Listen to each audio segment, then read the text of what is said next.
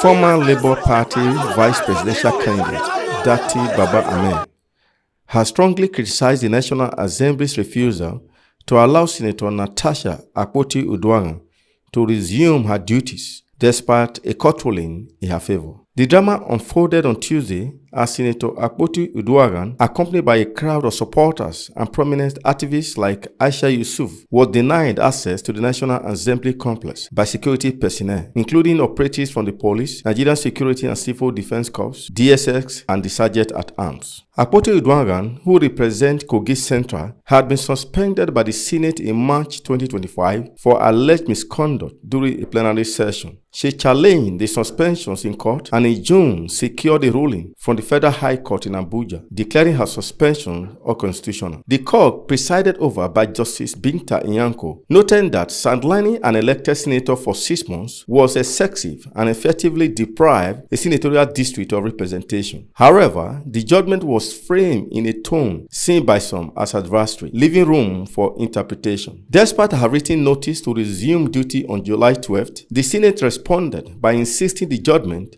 did not amount to a direct order for reinstatement. Reacting to the incident on the national TV, Datti Ahmed condemned the Senate's actions as a clear case of misplaced priorities. He said these are the same people who don't react to tragedies in the Northeast or when the Naira crashes. They ignore constitutional breaches and school adoptions, but put full energy into stopping a senator from resuming her duties. It is disgraceful. Priorities.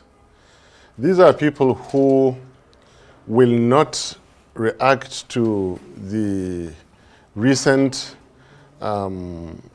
dastard acts in the Northeast. Something just happened, you read it in the news.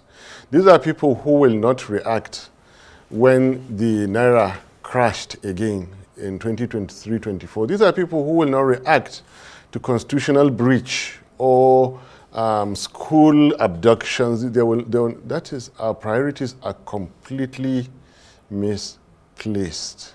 So I call what happened, well, with due respect to Natasha, I'm happy for her to go and get her seat back, but it was a joke. I am not impressed by those kind of things. If these people cannot come out and defend civic rights of what happens to your security, to your livelihood, yet they come out for frivolities. Nah. I won't talk too much on this, but not just them, in the whole, across the society in Nigeria.